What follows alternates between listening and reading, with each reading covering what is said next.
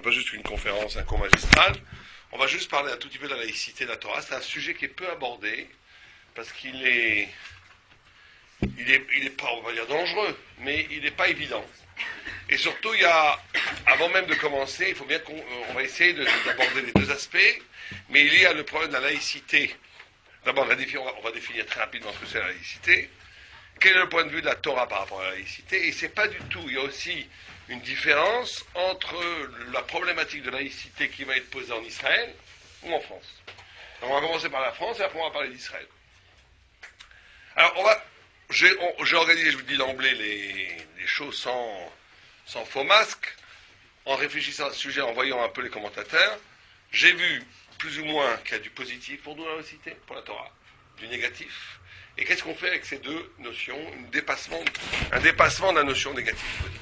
On va commencer par le positif. Vous savez que la laïcité, on pourrait la définir à partir de trois grands axes, qui est la sécularisation, la liberté de conscience et la liberté l'égalité et la liberté des religions.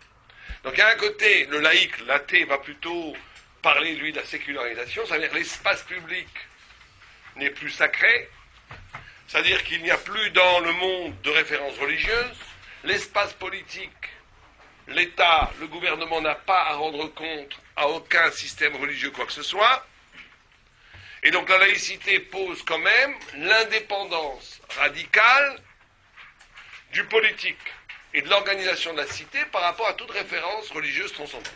C'est un des trois aspects de la laïcité.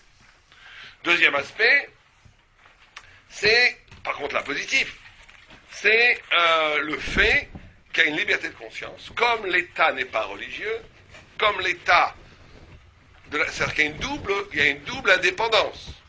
L'État n'a pas à rendre compte, la politique n'a pas à rendre compte à un pouvoir religieux de ce qu'elle fait, puisqu'elle est neutre religieusement, elle est indépendante d'un point de vue du pouvoir religieux, mais d'un autre côté, elle ne s'occupe pas, comme il n'est pas religieux, elle ne s'occupe pas de religion. Donc elle laisse la religion tranquille, donc chacun fait ce qu'il veut, croit ce qu'il veut. Et la troisième chose qui est posée par la laïcité, c'est l'égalité des religions.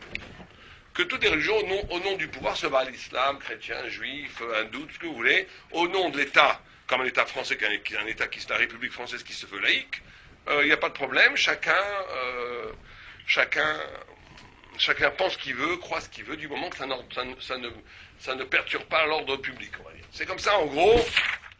Donc, l'essence de la laïcité, c'est une coupure entre le monde d'en bas et le monde d'en haut. Et cette question de monde d'en haut, monde d'en bas, c'est des vieilles références, même chez les goïms. Vous savez qu'on parlait du pouvoir temporel, on appelait, il avait même un nom, c'était potétastas, et le pouvoir spirituel s'appelait auctoritas. Donc il y avait toujours, déjà, depuis les Romains, cette notion et même les Grecs, parlaient déjà chez Épicure, on parlait de la notion de laïcité. Donc, nous, notre problème à nous, c'est qu'est-ce qu'on fait avec ça? En tant que juif, religieux ou pas religieux, qu'est-ce qu'on fait avec la laïcité? Alors, là, la première chose, on va dire, positive de ce dispositif,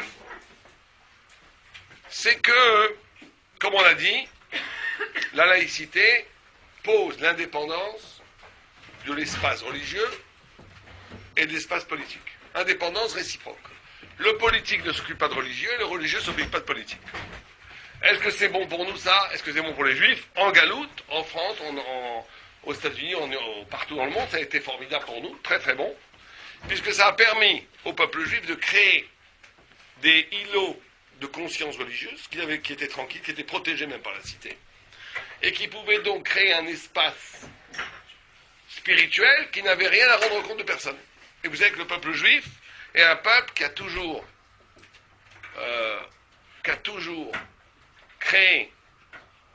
Oui, il y a de la place, il y a des chaises. Vous ne pouvez pas venir là directement? Il y en a là-bas. Là, il y a deux. Non, ils sont laïcs. Séparation entre les femmes et les hommes. C'est pas mal. Non, mais venez à la directe.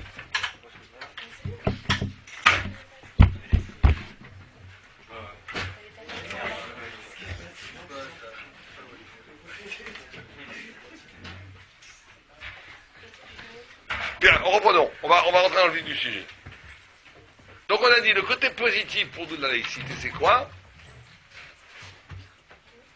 C'est qu'on n'a pas on n'est plus obligé, et c'est ça ce qui est assez formidable pour la laïcité, pour le juif en galoute, c'est qu'on n'est plus obligé de choisir entre la foi et la loi.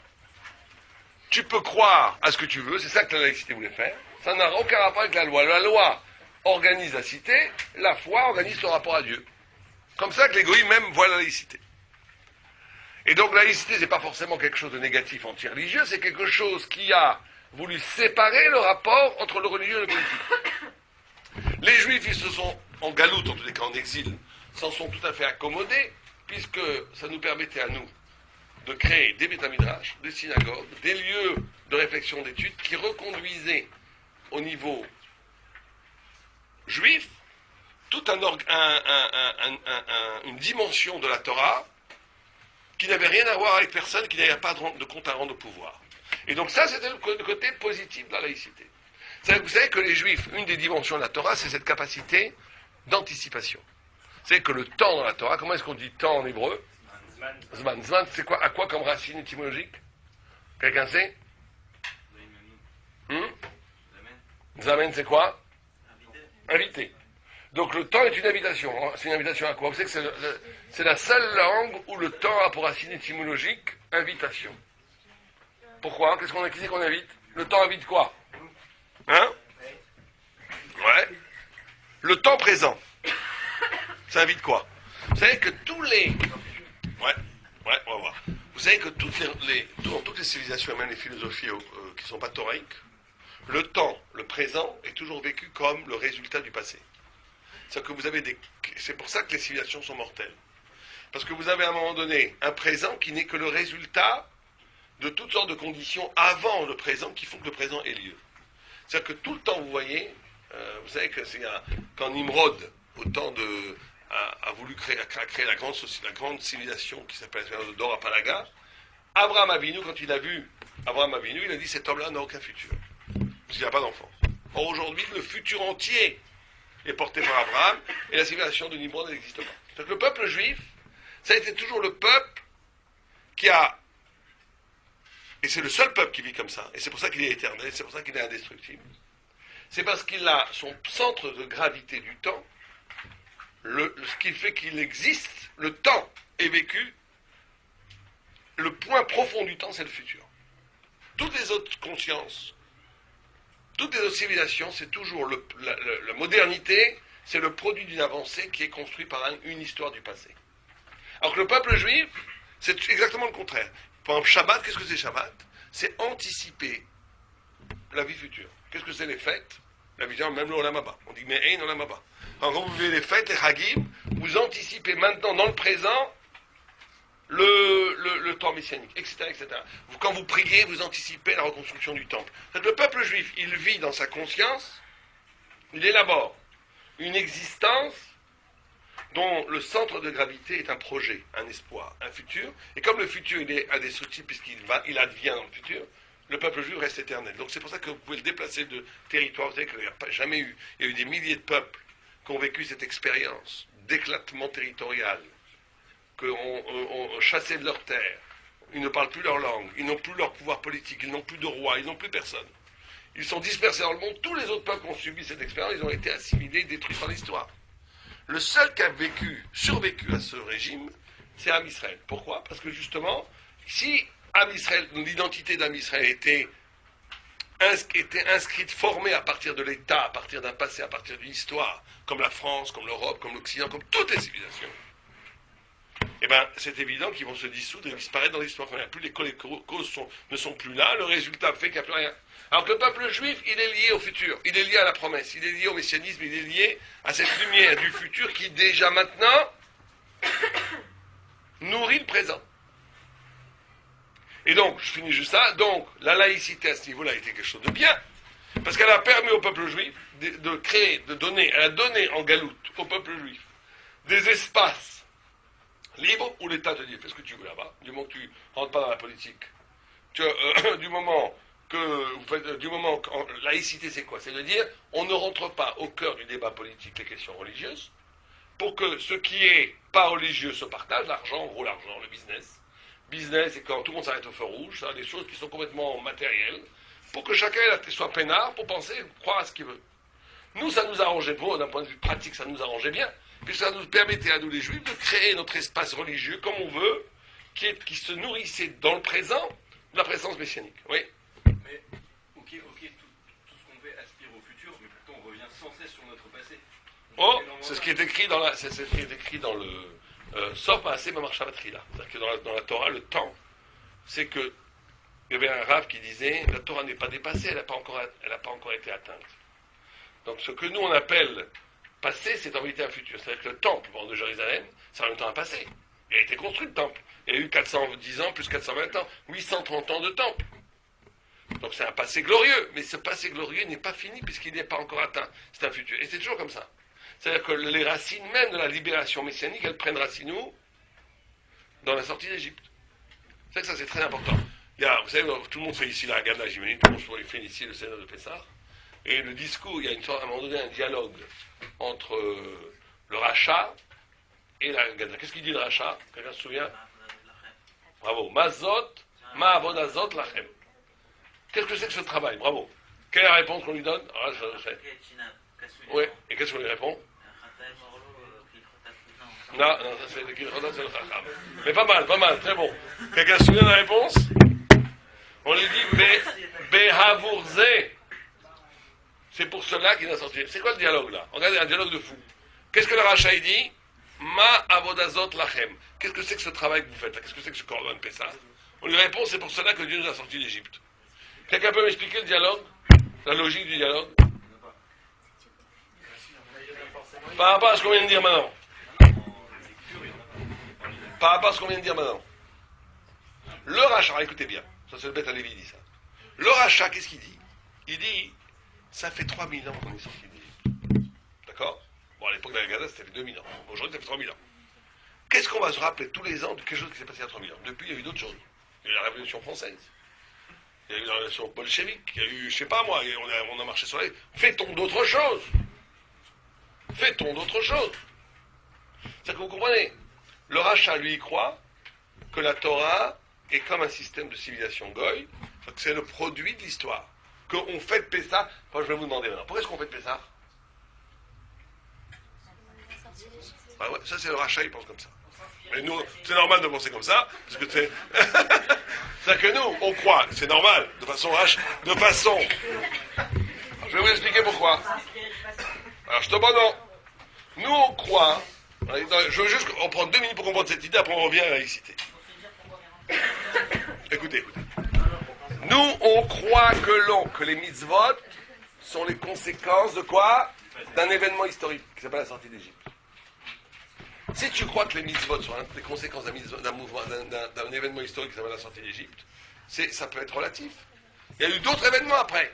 Ça veut dire que vous comprenez? Vous savez qu'il y a 2 sortes de... Là, on va prendre 2 minutes. Bon, je ne voulais pas parler de ça, mais on est obligé.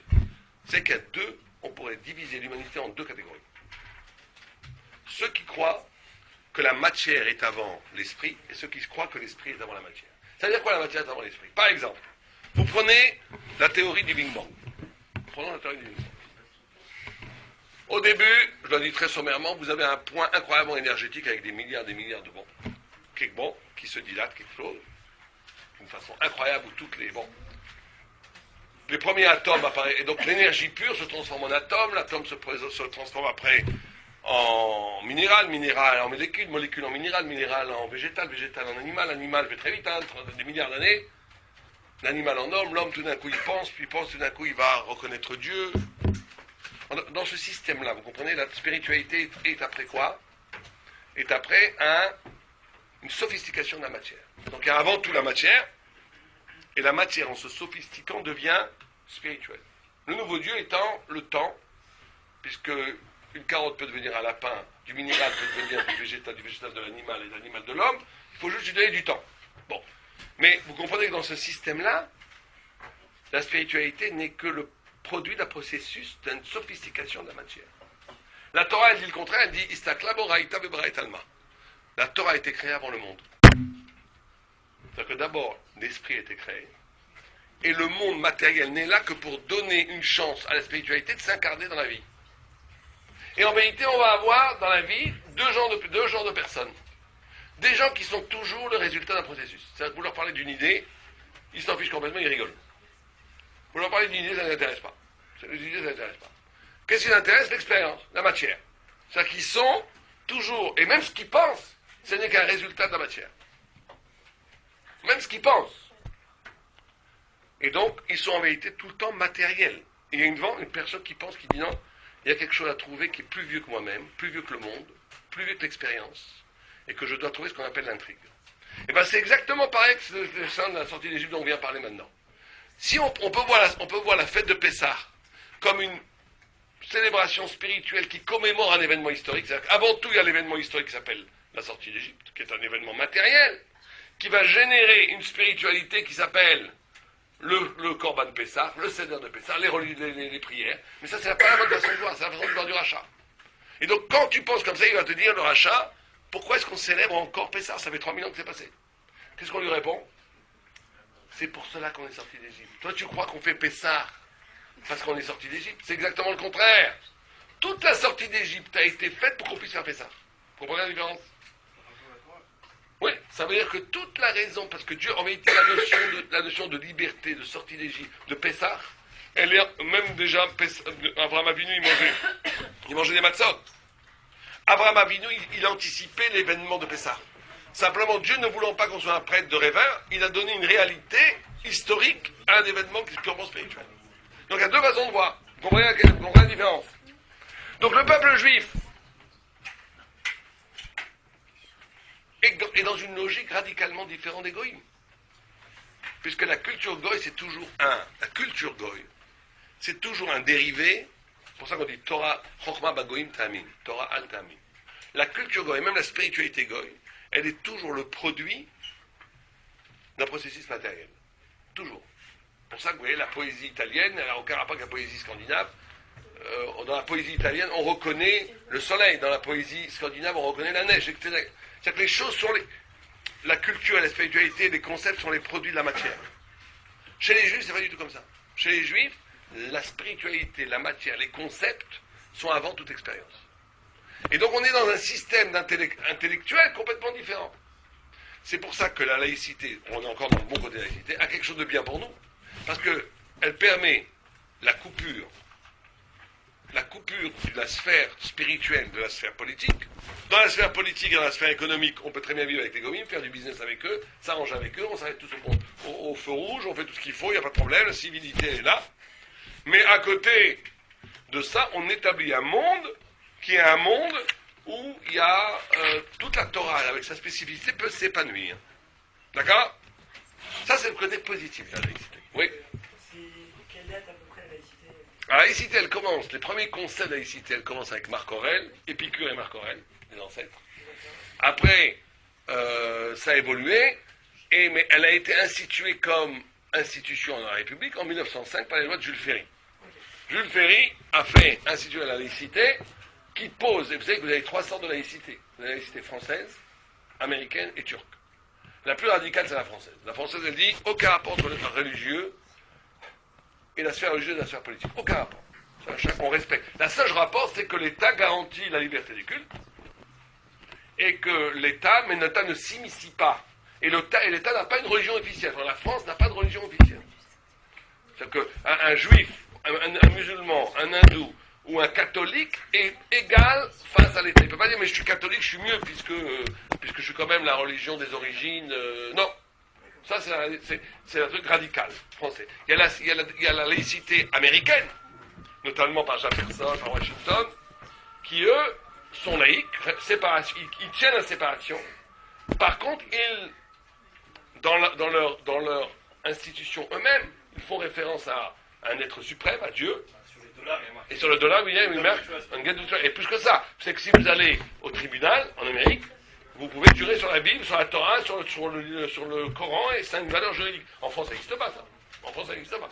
Donc là, en Amérique, aux États-Unis, la laïcité, elle est au niveau simplement, on a parlé de 3 choses.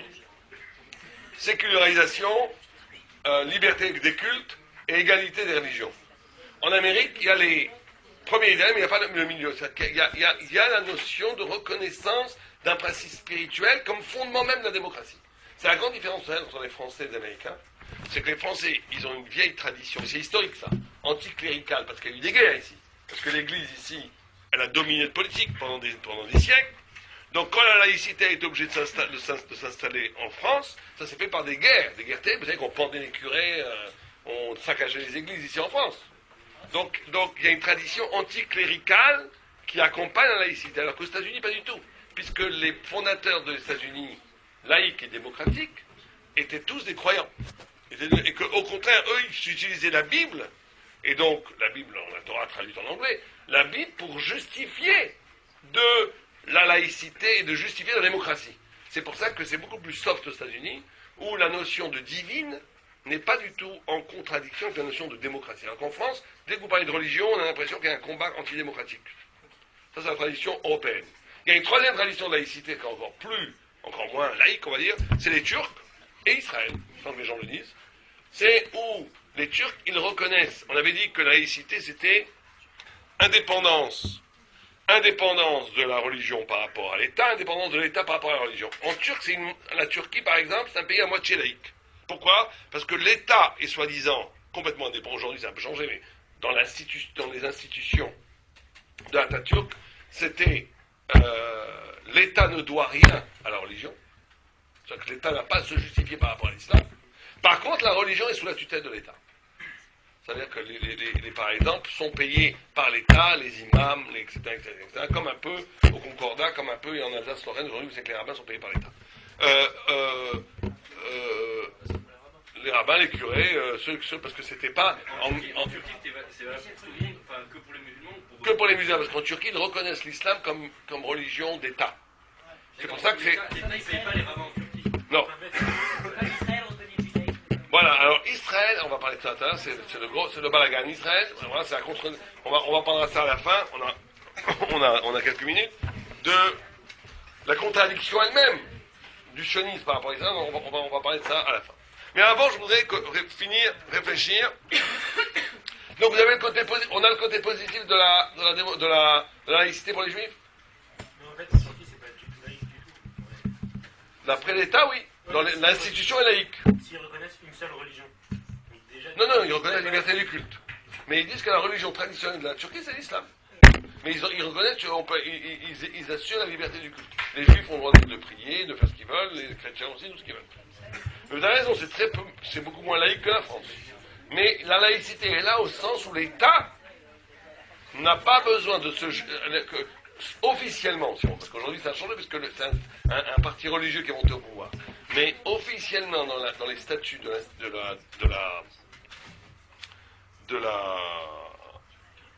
la Turquie, non, pas la démocratie, de la Constitution, bravo. La Constitution turque. Dans la Constitution turque, il est établi que l'État est laïque. Et l'armée étant le garant de la laïcité. Enfin bon, d'accord? Maintenant, le négatif, c'est quoi? Quel négatif, d'après vous? déjà, c'est forcément positif tout ce que vous venez de dire. Moi, je pense, bon, allez-y. Qu'est-ce que vous trouvez négatif? Si vous pouvez les refaire dans l'ordre, non mais... Le positif que je dis, c'est un seul point, le positif. Je récapitule. Le positif, je parle d'un point de vue de Torah. Le positif, c'est que, le positif de la laïcité, c'est qu'elle n'oublie... On fait juste un petit résumé du positif, après on va voir le négatif, après on va voir comment on dépasse le positif et le négatif. Le positif de la laïcité, c'est qu'on n'a pas besoin de choisir entre la foi et la loi. C'est-à-dire que la loi, comme elle n'est pas d'essence religieuse, si par exemple la loi nous disait qu'on devrait s'agenouiller devant une idole tous les jours, on serait bien embêté. On dirait non monsieur, il y aurait des bagarres, les policiers nous frapperaient pour qu'on s'agenouiller, on dirait non, tuez-nous, on aurait à choisir entre la loi et la foi. Aujourd'hui on a déjà des problèmes comme ça. Non. Enfin, On vous demande pas de vous agenouiller devant une idole. non, mais on va pas à l'extrême, mais il y en a énormément des problèmes comme ça. Non, Quoi, vraiment? c'est exactement le... Passer vos examens Shabbat. Voilà, c'est Ouais, exactement ça. on va voir ça en 2000, d'accord, c'est vrai. Même si c'est pas partout. Non, c'est pas D'accord, mais partout. on va dire de façon positive, générale. Vous savez qu'avant, par exemple, il fallait se convertir. Par exemple, les parents de Freud, de Marx, le père de Marx s'est converti au christianisme. Pourquoi? Pas du tout, il était juif. Pourquoi? Parce que pour être avocat, il fallait être chrétien. Donc ça, c'est très embêtant. Il fallait choisir entre la loi et la foi. quand même la laïcité, tu pouvais être juif religieux avec des papillotes, et tu pouvais être médecin, avocat, tout ce que vous voulez. Mais à la limite, président de la République. Alors, d'après la pure loi française, je peux avoir les papillotes comme ça, et me présenter, avec ma kippa et mon Streimen, aux élections. C'est une mauvaise image. Peut-être, mais je peux peut-être gagner. Si j'ai, messieurs, voilà, je vais vous apporter le bonheur, j'augmente chaque... Si j'arrive à prouver que j'augmente chacun 3 000 € par mois, peut-être je vais être élu, ouais. D'après la laïcité, c'est pas le problème. Non, la laïcité, c'est pas anti-religieux. La laïcité, c'est que vous n'avez... On sait Mais pas. là, c'est sur le papier, c'est pas l'interprétation du peuple. Exactement, là, je parle sur le plateau. On va voir dans 2 minutes après comment la laïcité est aussi générale. On va voir. Pour le moment, j'en suis dans le positif. Je suis pas dans le négatif. Donc, dans le positif, on finit dans le positif. Le positif, c'est que théoriquement, mais vous avez l'exemple, c'est théorique, il y a des cas, on va voir que c'est pas si simple. Théoriquement, je n'ai pas besoin de choisir entre la loi et la foi. Deuxième chose positive, c'est qu'on crée un espace neutre où les gens peuvent faire du business ensemble, vivre ensemble, sans que les raisons religieuses viennent nous embêter. Mais est-ce que ça, c'est pas, dans notre religion à nous, c'est pas justement en contradiction avec ce qu'on est, en tant que peuple juif? Parce que pour nous, c'est l'inverse. Pour nous, le politique et la foi, c'est exactement la même chose. Alors ça, c'est le négatif. On va arriver dans 2 minutes dans le négatif. Ouais, parce que vous, Très bien, on va arriver dans le négatif. Pour le moment, positif. Troisièmement, c'est que le positif, c'est que ça nous permet, nous, de vivre, de créer un espace purement juif qui n'est pas contrôlé par l'État. Alors, le négatif, c'est quoi? Alors, allez-y, continuez. Alors, on passe au négatif. Enfin, la laïcité à l'école. Non, mais dans les concepts, d'abord. Avant d'arriver dans les faits, je vais dans les concepts. Bah, le fait de Il y a un devoir pro- choisir. Comment? Le fait de devoir choisir, justement. Pourquoi je dois choisir? J'ai pas à choisir, on a dit qu'on ne choisit pas entre la loi et la foi. Bah si, Parfois, on est obligé de si. choisir. Alors, quand des fois, ça s'entrecoupe. Bah, par exemple, il y a des écoles juives et des écoles publiques, ou des écoles, peu importe, privées du Donc, d'accord. Donc ça, c'est d'accord. Ça, on va dire que c'est... Mais ça, c'est pas dû à la laïcité. Ça, c'est dû au fait que quand tu es juif, tu as besoin d'avoir carte de juif. Justement, la laïcité te permet d'avoir des écoles juives. Ça, c'est pas forcément négatif. Ça serait négatif si on t'obligeait à aller dans une école goy. Ok. Mais on t'oblige pas. Non, alors je vous dis ce qui est négatif. C'est un peu ce qu'il a commencé à dire. on est juste sur Ouais. le concept de faire du business, manger, un petit peu. Est-ce que nous, justement, à la base, on n'est pas en contradiction avec ça? Pour nous, c'est pas quelque chose de Non. négatif. Non, non, du moment que tu vis comme un juif, que tu étudies à Torah, que tu fais les mitzvot, il n'y a aucun problème d'avoir une communauté business avec des goy pour faire de l'argent. C'est très bien même. Et même gentil, et faire de l'échange commercial, pourquoi pas? On n'est pas, les goy ne sont pas des monstres. On essaye. On enlève toute étiquette à cet espace commun. Est-ce que, justement, c'est pas ça qui est négatif? Non, pas forcément, parce que l'espace commun, il n'y a aucune étiquette. L'étiquette religieuse est à l'intérieur. Je suis honnête, hein, je vole pas le goy. Mais ça, c'est pas juste. Si, je vole pas le goy, je fais l'otignov, je ne vole pas. Je ne tue pas, je n'insulte pas, je respecte. Je vis ma Torah d'une façon qui n'est pas visible thoraïquement dans l'espace commun. C'est pas un problème. Le problème... Ouais, allez-y. On peut vivre. Mais ce que font les États-Unis, ils ont des fromeurs. Je sais pas si vous avez été aux États-Unis. Ils ont des papillons, des fracs, des Aux Streifen. États-Unis, le deuxième point, vous avez dit que c'était l'inverse. Il y avait, Non, mais par rapport à ce point-là, ça change pas. c'est que l'État, c'est que les... Oui, mais par rapport à ce point-là, ça change pas. Les États-Unis font énormément de business. Il y a des gens qui font fortune, ils sont avocats, tout ce que tu veux. Ils sont très faux. Et ils font une dichotomie totale entre leur vie thoraïque, où ils étudient 3-4 heures par jour. Ils sont très forts en Gemara même. Ils learn, ils prient et tout. Et quand ils font business, c'est business. Mais le business, ils le font avec respect, ou sans enfreindre la Torah, mais où il n'y a pas d'empreinte religieuse. On est d'accord, mais est-ce que c'est pas grâce à cette étiquette religieuse dans l'espace public qu'ils arrivent à faire ça? Aussi peut-être. Mais des fois non. Des fois c'est malgré que... C'est pour ça que c'est peut-être négatif en France, ce point-là n'est pas positif. Pourquoi? Je C'est ça que comprends j'allais pas. dire. Parce que justement, nous en France, on n'a pas de cas où on peut voir des gens comme ça.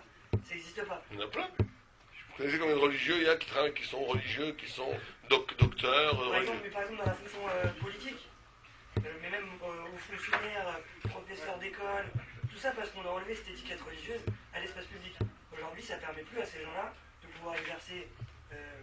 Pas forcément, je crois pas. Moi, Un je juif connais. religieux qui voudrait être professeur dans un lycée. Il y a un gars qui s'appelle Goldberg, vous connaissez? Oui, Professeur Goldberg. Jacques Goldberg. Ouais, il est froumeur. Il a enseigné à la Sorbonne. Il est prof de la Sorbonne, il a une barre et tout. Il qui part. À l'université, ça s'appelle. Non, il est pas de lycée.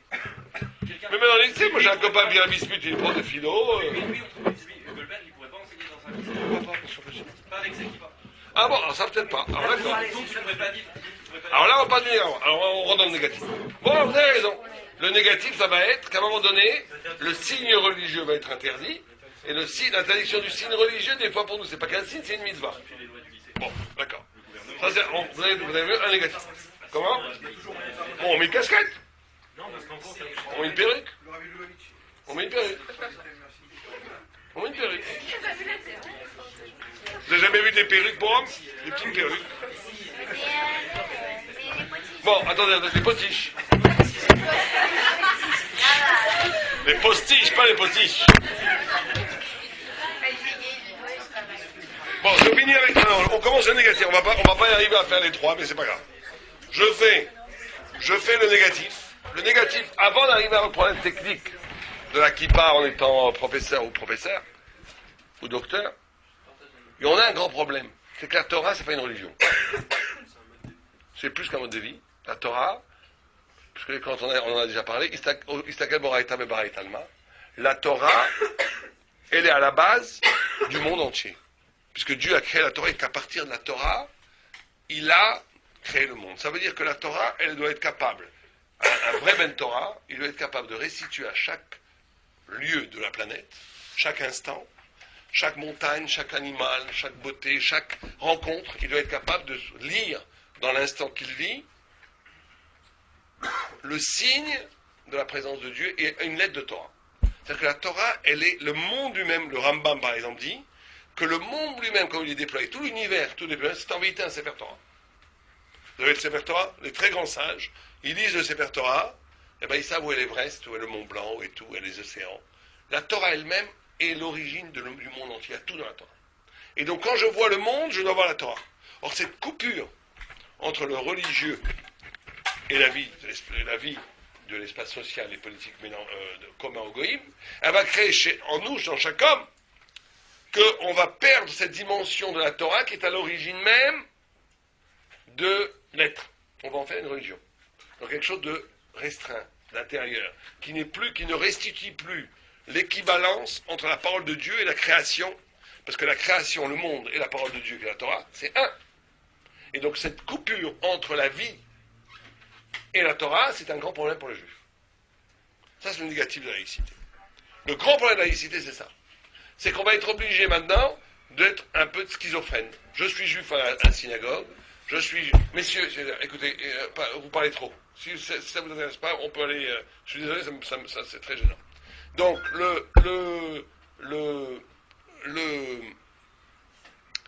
il va y avoir une coupure entre la vie et la vérité. Or, toute la Torah, tout l'essence de la Torah, c'est d'unir la vie et la vérité. Vivre, véritablement vivre, c'est vivre une vie complètement physique. Vous savez qu'une fois les grands sages d'Israël parlaient, qu'est-ce qu'ils faisaient avec le plaisir, le désir. Un sujet tabou, mais non, dans la Gemara, on parle très souvent du problème du désir. Qu'est-ce que je fais avec le désir? Il y en avait un qui disait, moi quand je vois une femme trop belle, je tourne la tête. L'autre il disait, je crachais, enfin chacun avait son système. Un il dit, moi je regarde, ça me fait rien du tout. Ça me fait rien du tout. Alors les commentateurs ils disent, ça te fait rien du tout, t'as plus de désir. Si t'as plus de désir, t'es pas un homme. Et alors il dit non. Quand c'était une mitzvah, il avait eu du désir. Pour prendre un sujet plus politiquement correct, un sadique manger pour manger, ça n'intéresse pas. Manger des sushis pour manger des sushis, ça n'intéresse pas. Boire du coca pour... C'est Shabbat. Il y a un sens à manger. Alors là, tous ces sens s'allument. Vous comprenez? C'est que dans la Torah, dire que la nourriture c'est négatif, ça c'est chrétien, c'est pas juif. Dire que c'est super, on va s'éclater, on pense qu'à manger, c'est pas non plus, c'est pas juif, c'est païen. Mais la Torah, qu'est-ce qu'elle dit? Elle dit, c'est formidable le plaisir. C'est formidable le désir. Mais ce désir et le plaisir, il faut qu'en amont, il soit animé par le sens spirituel. Sur le corps doit s'exulter, le corps doit jouir même de la vie, mais à condition que cette jouissance et que ce plaisir ait un sens thoraïque. Et ça, c'est l'union, mais quelqu'un qui vit juste pour le plaisir, s'il devient un animal. Il devient quelque chose de liquide qui a plus de... C'est une déliquescence de la hauteur de l'homme. Mais quelqu'un non plus qui n'aurait aucun plaisir dans la vie, c'est plus un homme. Il serait complètement coupé de la vie. Comment on fait le lien entre les deux? C'est quand le plaisir corporel, la vie, elle est liée à la vérité de la Torah. Ça, c'est un.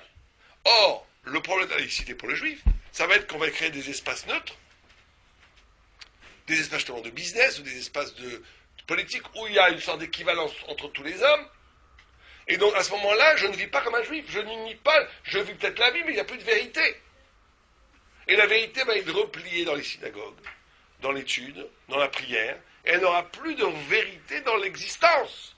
Or, celui qui coupe vérité et existence, il se coupe de son être juif le plus profond. C'est peut-être la chose la plus singulière qu'est la Torah, c'est d'avoir été capable d'intégrer la vie dans la vérité et la vérité dans la vie.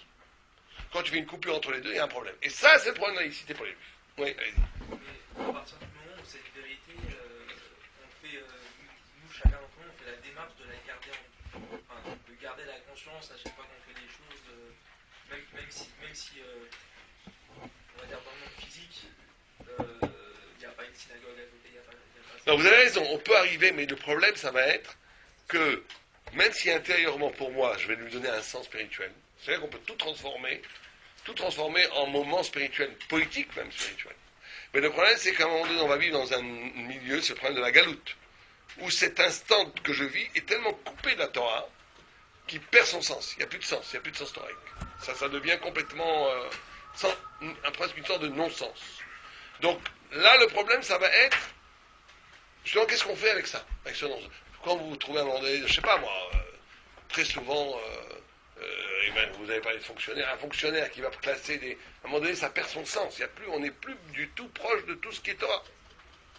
Et donc, à ce niveau-là, il y a plus que ça. C'est qu'en vérité,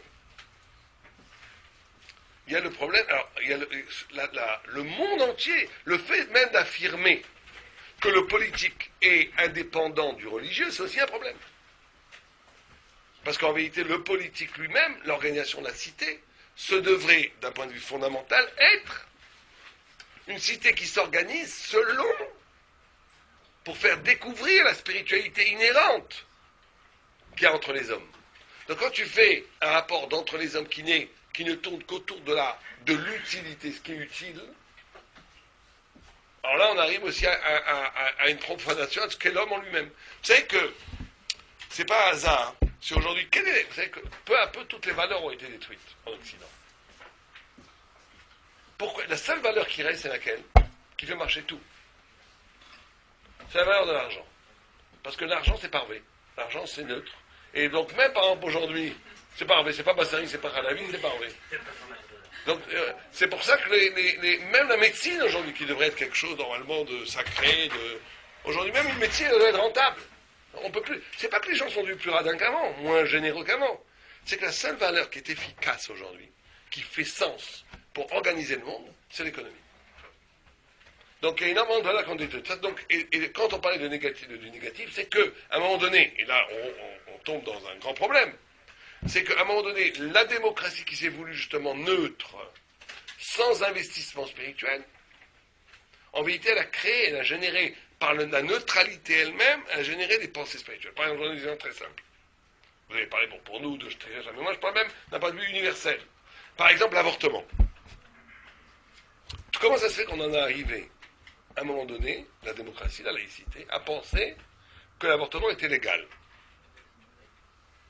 Alors qu'on parle d'un embryon qui est composé déjà et qui est vivant, et personne ne le nie, aucun scientifique ne peut nier ça. Il est vivant, il a un cerveau, il a des émotions, il est en relation avec la mère. Alors chacun fait ce qu'il veut, moi je condamne pas, je dis simplement comment ça se fait. Parce qu'on est arrivé à un moment donné où quand on arrive à un moment donné où les valeurs s'effondrent, on ne veut pas entrer dans l'espace politique, dans l'espace économique, dans l'espace social, on ne veut pas rentrer de valeurs, parce que les valeurs ça va nous perturber, on veut que ça soit simplement efficace. Donc la valeur première qui va marcher, qui va être efficace, c'est l'efficacité. Or, à un moment donné, il a fallu, pour que les jeunes filles, et pour que la liberté sexuelle puisse avoir lieu, pour que les jeunes filles qui étaient des fois même violées, et donc avaient des problèmes, il a fallu permettre l'avortement, mais ce qui était la valeur la plus centrale, c'était quoi? C'était l'efficacité. Pas d'autre valeur. On veut pas. Donc, quand la laïcité s'interdit de penser en termes de valeur, parce que dès que vous parlez en termes de valeur, vous êtes obligé de choisir qu'est-ce qui est le bien, qu'est-ce qui est le mal. Qu'est-ce qui est permis, qu'est-ce qui est interdit? Mais ça, on ne veut pas s'engager, parce que pour le chrétien, le bien, c'est ça, pour l'islam, c'est ça, pour l'hindou, pour la Torah, c'est autre chose. Donc on ne veut pas, on va dire le neutre. La laïcité, c'est de ne pas affirmer ce qui est bien, c'est d'affirmer ce qui est mal. C'est ça la laïcité. C'est mal de tuer. Maintenant, le bien, chacun fait ce qu'il veut. On va se mettre d'accord sur le négatif, pas sur le positif. Et on va donc, par cet cheminement-là, en arriver à des choses où l'État lui-même permet la destruction, je ne veux pas dire assassinat parce que ça va choquer certaines personnes, mais en tout cas la destruction d'embryons comme quelque chose de normal et de légal. Donc il y a oui dans la laïcité à un moment donné qui se veut laïque, neutre, c'est-à-dire qui ne prend pas position, il y a oui une incidence à un moment donné, une profanation pour moi, pour nous, pour la Torah en tous les cas, une profanation de l'image divine de l'homme.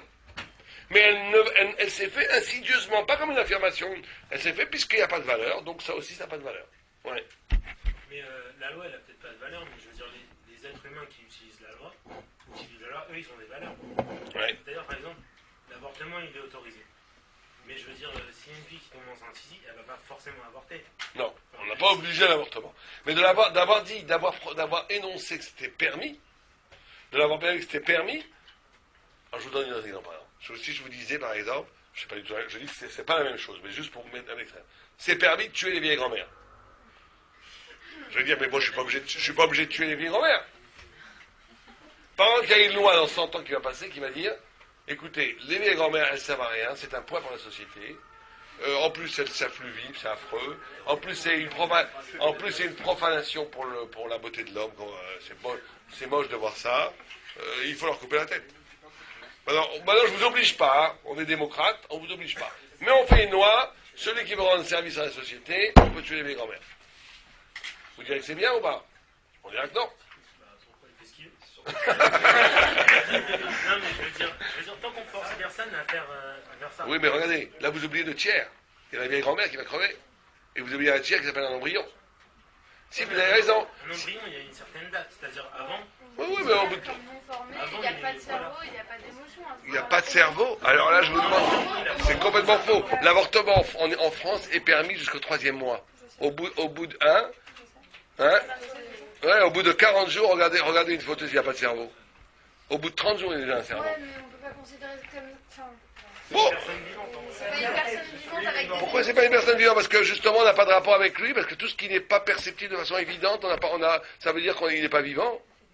À partir de quand il y a une âme qui s'incarne dans le... 40 jours. Après, alors, il y en a qui permettent des rabbinim, nous on est contre, on est pas. À qu'avant 40 jours, ça serait permis, parce qu'effectivement, il n'y a pas d'âme. Mais, hein? C'est selon les cas, c'est pas pour tous les cas. C'est-à-dire la personne qui veut maintenant, elle vient d'avoir un enfant, une personne qui est mariée avec une personne qui veut un enfant et qui va avoir un enfant, c'est pas comme ça, non, c'est parce que... J'ai pas compris. C'est pas pour le plaisir qu'on m'a apporté, c'est parce qu'il y a eu un cas extrême. D'accord, et alors?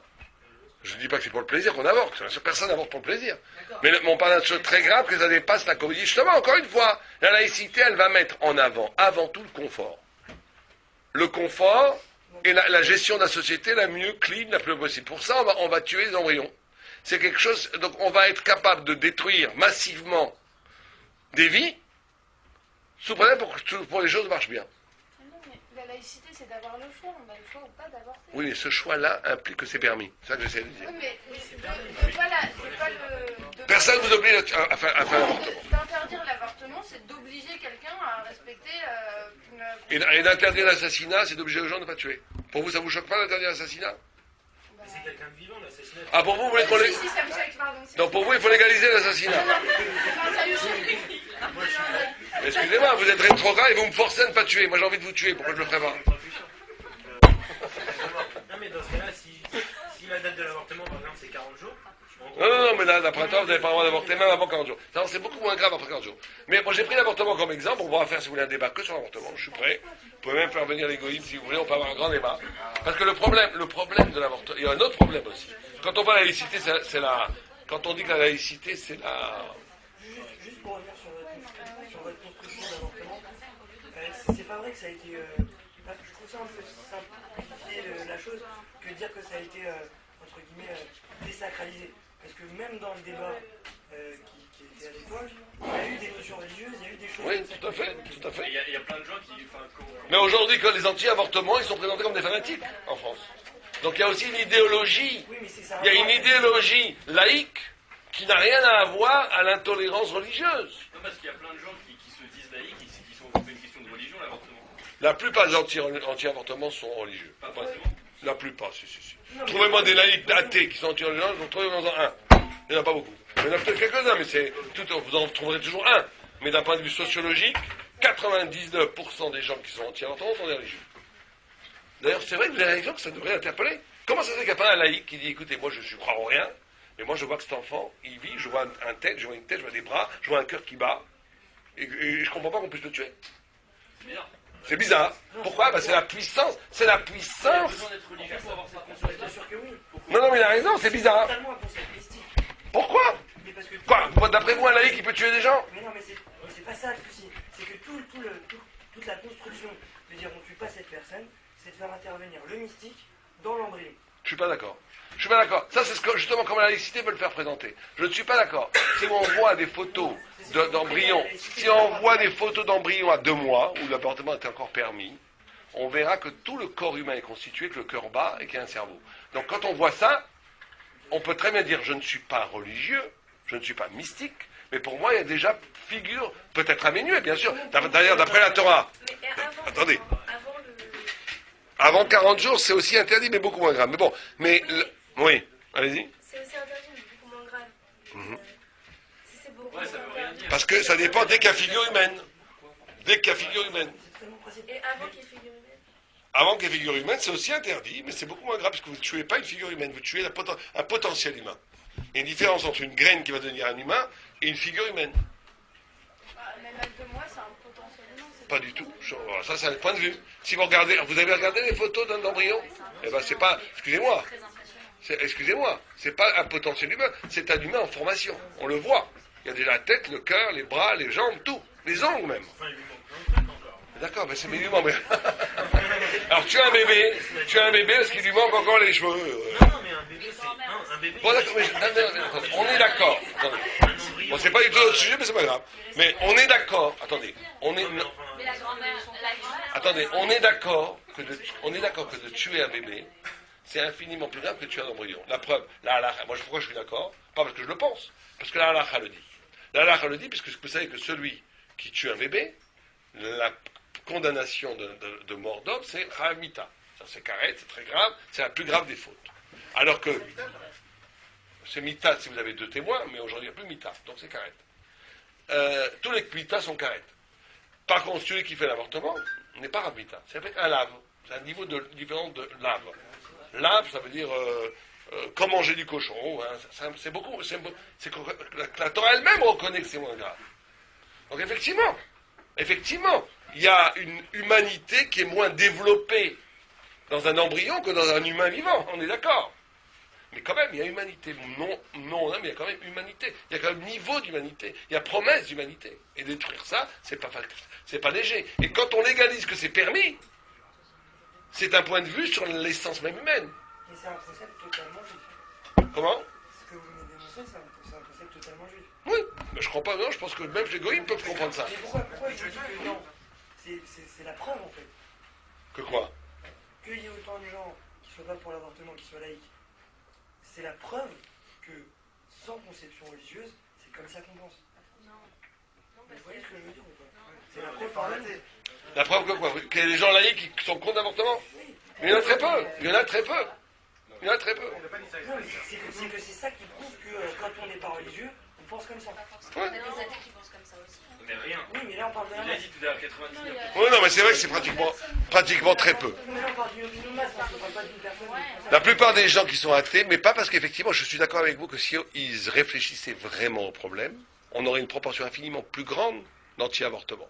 Le problème, c'est que la presse, les médias, l'idéologie dominante, a, de façon tout à fait maligne et tout à fait perverse, elle est capable de vous ridiculiser. Vous savez qu'aujourd'hui, vous parlez de Dieu, on se moque de vous. Donc prenez comme Libération, dès que vous êtes un peu, ou bien prenez des journaux comme Libération, ou comme, qui sont très influents dans la jeunesse française, donc qui est un journal pas mal pour plein de choses. Mais dès que vous parlez de questions mystiques, ou de l'avortement, ou du religieux, et tout de suite, c'est la rigolade, on stigmatise en disant c'est les anti-violents, c'est les fachos, et tout. C'est trop facile. D'éviter le vrai débat, c'est des fachos, c'est des réactionnaires, blablabla. C'est trop facile. Venons, discutons vraiment de ce que c'est la vie, de ce que c'est la vie, est-ce que c'est la mort, qu'est-ce que c'est, à quel moment on devient humain, on ne peut pas avoir une vraie discussion sur ça, non, on ne peut pas avoir. Parce que dès que tu l'as, tu deviens réactionnaire. Bon, alors, non, on s'en fout, c'est entre égoïsme. Mais pour les juifs, le problème c'est que les juifs sont influents. Donc ce que je voulais simplement dire en parlant d'avortement, et je pourrais avoir le même débat avec vous, je pense, aussi avec l'homosexualité par exemple. L'homosexualité est aussi vue par l'homosexualité, est vue par ce que je veux dire par là, c'est que la vision laïque qui voudrait dire nous ne nous engageons pas d'un point de vue idéologique en positif, et que nous on va assurer la liberté pour tous de conscience, et que chacun fait ce qu'il veut dans le meilleur des mondes, elle est fausse à un certain moment donné, parce qu'elle va générer une idéologie dominante qui va être posée des points de vue mystiques, comme l'avortement, c'est très bien, l'homosexualité, pourquoi pas, c'est que la force fondamentale de la laïcité, enfin de la pensée moderne qui rend pratiquement tout permis, c'est quoi? Non, c'est deux mots. C'est deux mots. Non. C'est deux mots. Très difficile à répondre. Ça s'appelle pourquoi pas. Les gens ils vont dire pourquoi pas. Bon, alors vous dites oui, pourquoi pas. Il faut réfléchir. Pourquoi pas? Pourquoi pas? La malo, comme on dit en hébreu. Pourquoi pas? Toi t'aimes les femmes, lui il aime les hommes, pourquoi pas? Que tu l'embêtes? Bon. Bah oui, il doit être un machiste, t'as un problème. Bon. Non, alors bon, il faudra parler de ça.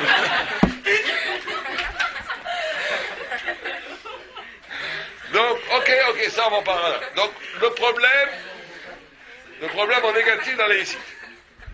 Le troisième terme, on va essayer de conclure. Le troisième terme, c'est que nous, on doit voir ça comme une situation de galoute. C'est que le positif et le négatif de la laïcité, on doit avoir comme une position de galoute. C'est l'incarnation même de l'exil. Que effectivement, dans l'exil d'Israël, l'exil, c'est cette distorsion entre la vérité et l'histoire. Vous savez qu'un moment messianique, c'est quand l'histoire rencontre la Torah, et que le moment d'exil, c'est quand l'histoire s'éloigne de la Torah. C'est quoi ça, l'exil et le messianisme? L'exil, c'est quand il y a distorsion entre vérité et histoire, et le messianisme, c'est quand l'histoire rencontre la vérité. C'est pour ça que Rav Kook, qui était un grand rabbi sioniste, a pensé que le sionisme était un événement messianique, parce qu'il dit, voilà, l'histoire, tout d'un coup, incarne la vérité thoraïque. D'autres, on ne dit pas du tout, au contraire, l'histoire sioniste est en train de masquer définitivement le judaïsme. C'est un grand débat entre sionistes et antisionistes. Mais en tous les cas, leur positionnement réciproque, c'est ça. Tourne autour de ça, est-ce que l'histoire rencontre la vérité à ce moment-là ou pas?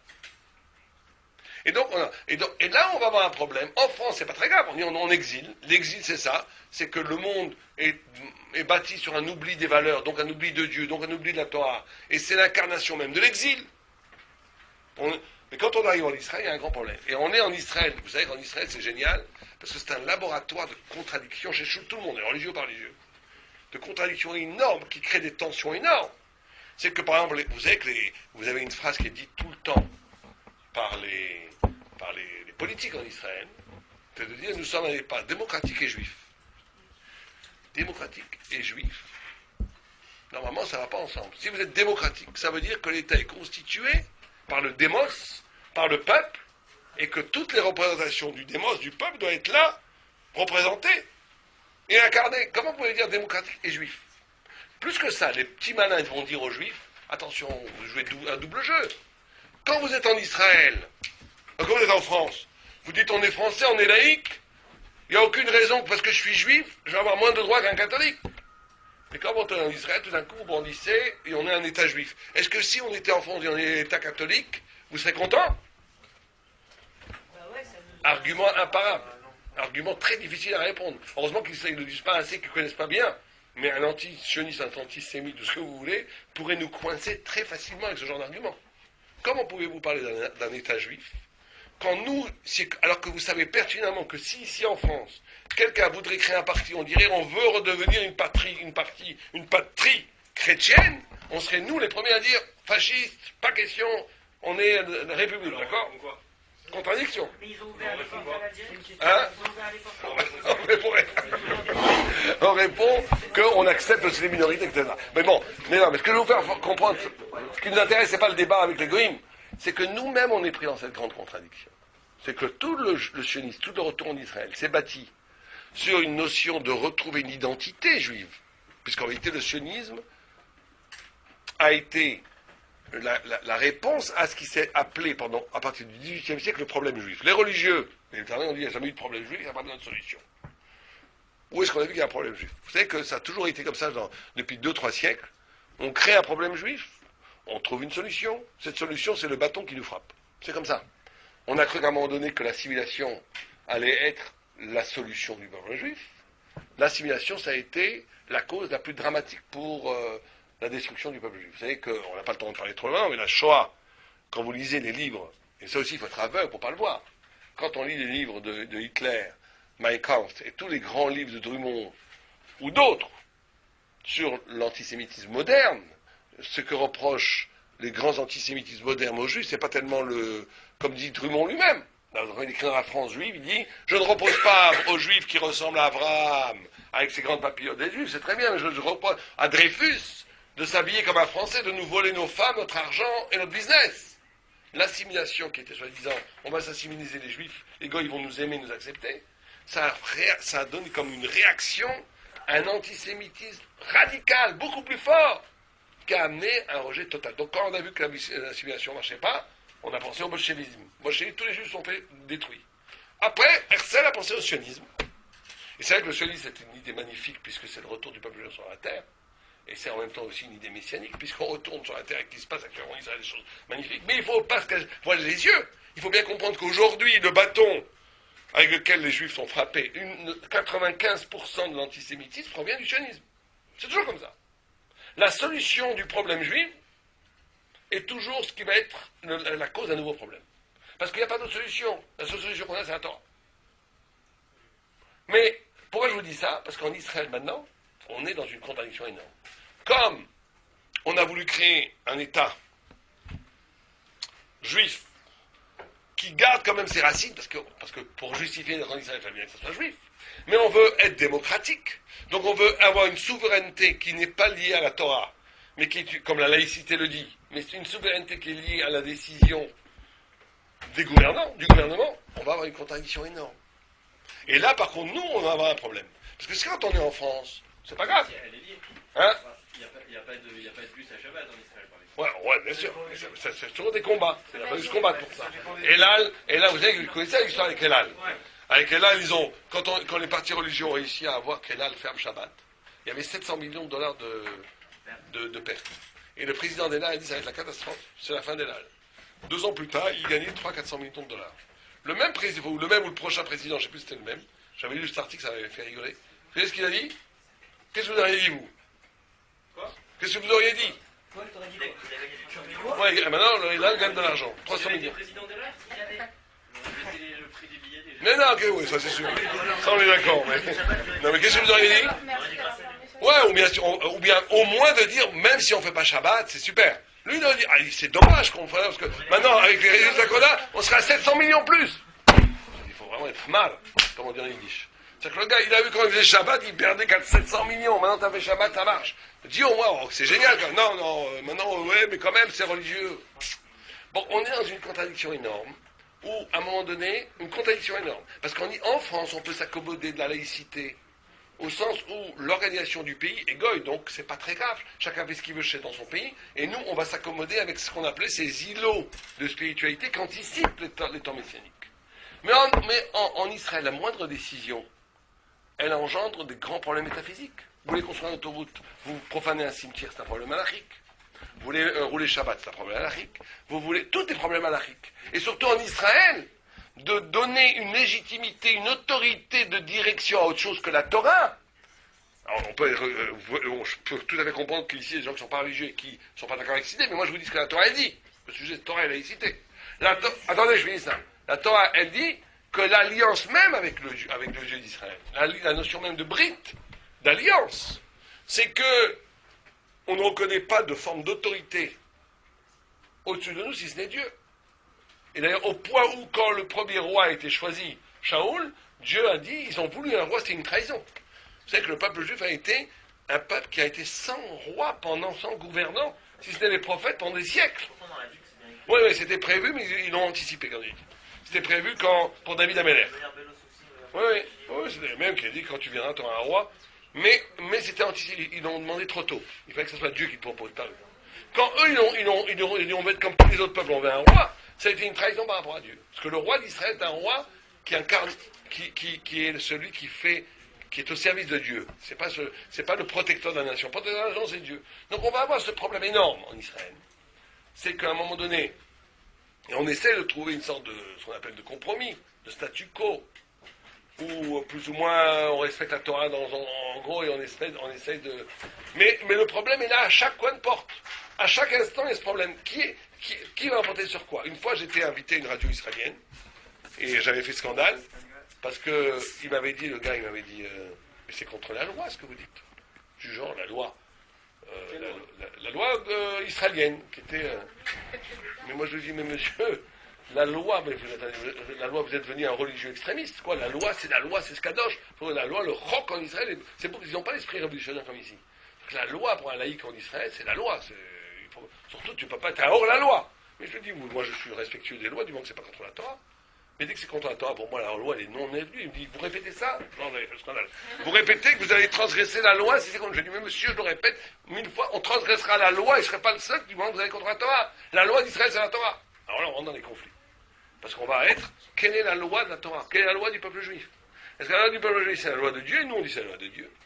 Et bien entendu, on n'est pas des fanatiques, donc on va essayer de faire le maximum pour que les gens puissent vivre bien ensemble, et que même ceux qui sont pas religieux puissent se sentir le mieux possible, etc. etc. Il ne s'agit pas de forcer personne, ça n'a aucun intérêt, c'est nul. Mais par contre, il n'est pas une question non plus de faire des compromis sur la notion de fidélité à Dieu et au-delà de tout. Et donc là, en Israël, c'est très compliqué la notion de laïcité. Parce que la laïcité est une négation même de l'alliance entre un Israël et Dieu.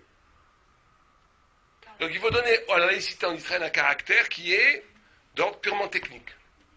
Purement technique. Oui, allez-y, quelqu'un vous...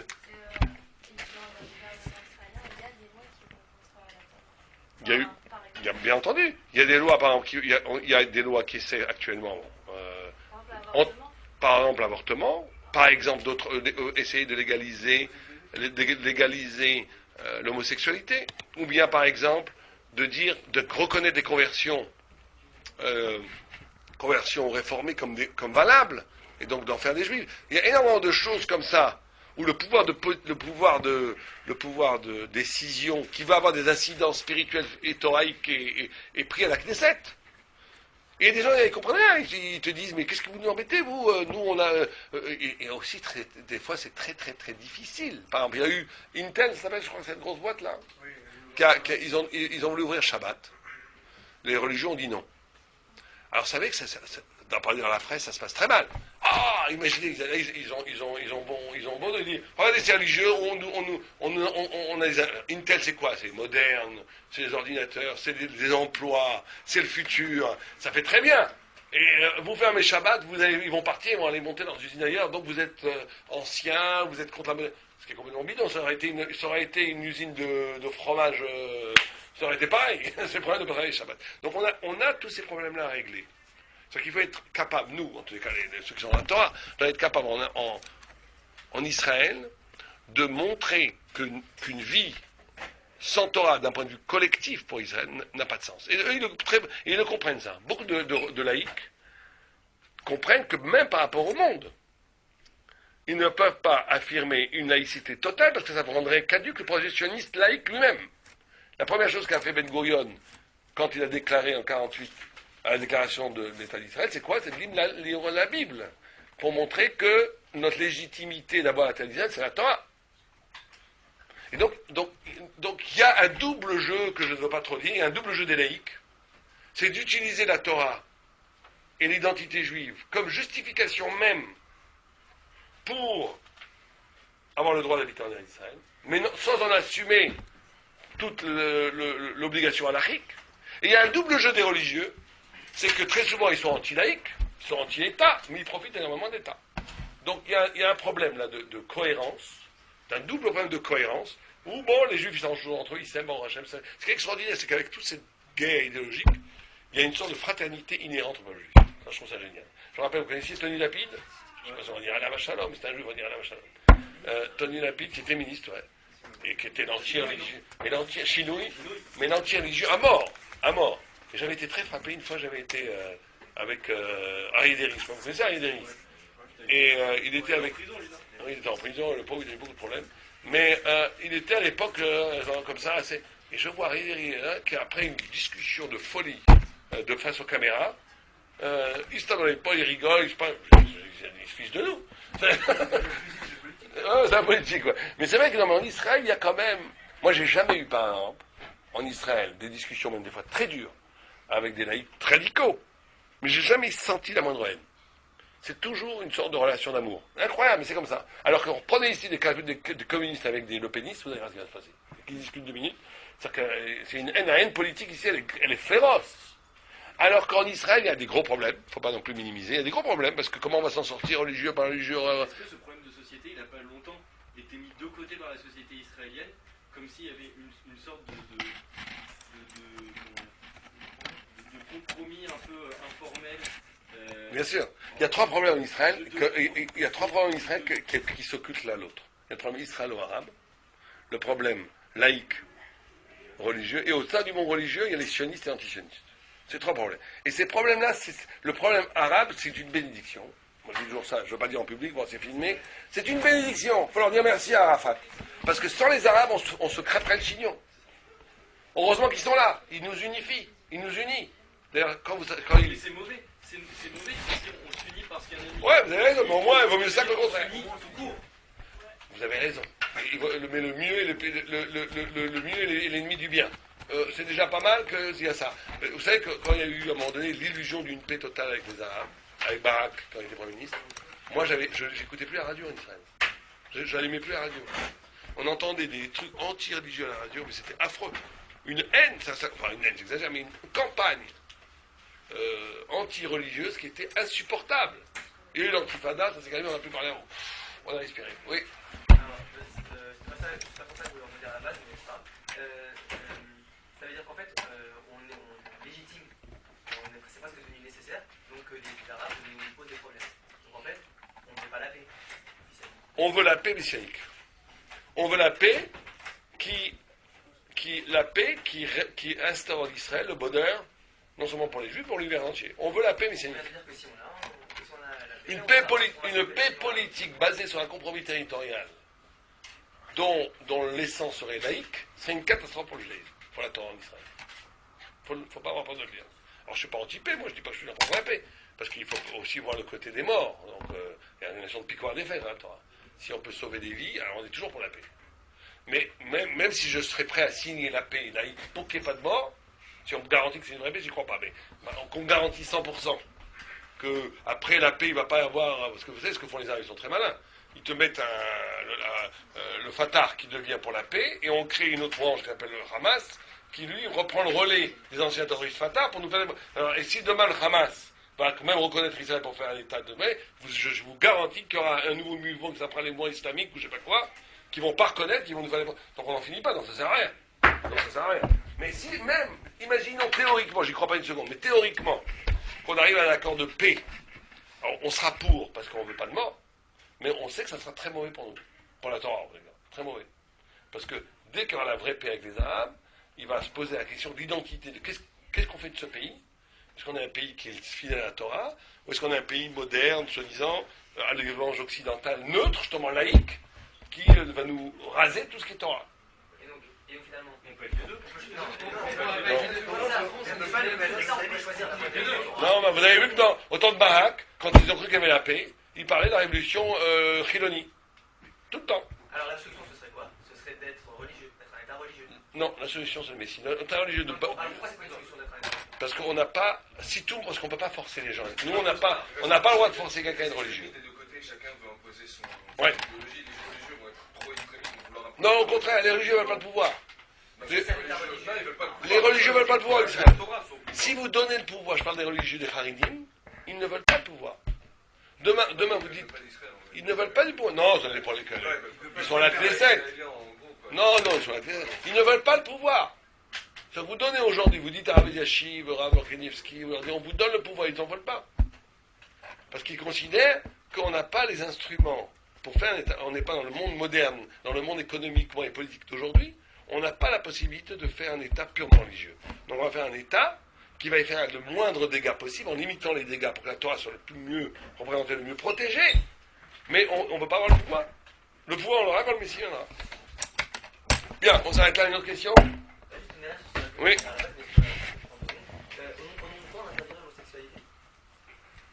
Alors, je vais vous dire la chose. La vraie réponse par rapport à l'homosexuel, c'est la Torah.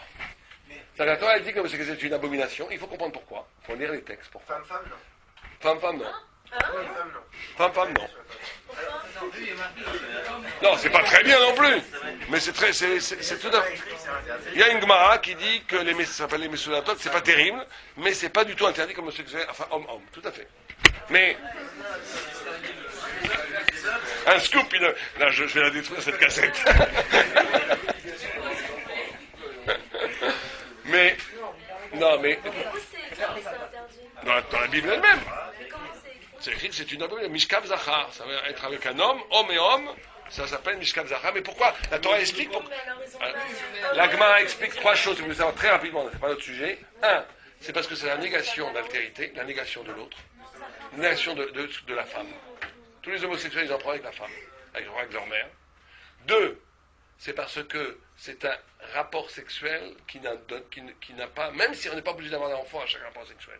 Mais la symbolique même du rapport sexuel homme-homme, elle détruit le sens même de l'acte sexuel. Naturellement, l'acte sexuel est pour faire des enfants. Trois, la notion du masculin et du féminin, l'équilibre entre le féminin et le masculin dans la Torah, l'amour et la liaison entre le féminin et le masculin est fondamental à l'énergie spirituelle même de l'être. Or, quand vous êtes homme-homme, vous détruisez en essence, c'est une sorte d'idolâtrie, le rapport synergique amoureux de l'homme et la femme, qui sont les deux visages de l'humanité. Ça, c'est valable pour femme-femme aussi. Ouais, mais parce que femme-femme, c'est pas qu'on dit pas que c'est bien. On dit qu'il n'y a pas d'acte véritablement. Donc, comme il n'y a pas d'acte, puisque l'acte ne peut... Il n'y a pas d'acte. Comme il n'y a pas d'acte, spirituellement, intellectuellement, c'est pas terrible, mais il n'y a pas de transgression absolue. Oui. Aussi pour les femmes. Mais alors pourquoi c'est pas interdit même si elle va d'accord? C'est interdit. Mais non, mais c'est pas écrit dans C'est interdit. C'est pas écrit dans Non, c'est interdit. Mais sous la lotte, c'est écrit mais sous la lotte interdit. Mais simplement, c'est des rabbanan, c'est pas dans la Torah. C'est important. C'est interdit. C'est pas du tout permis. Dans un cas où la femme elle n'a pas trouvé son homme, Elle n'a pas bien cherché. Bien, on arrive à la notion. Oui. Elle fait pas d'enfant.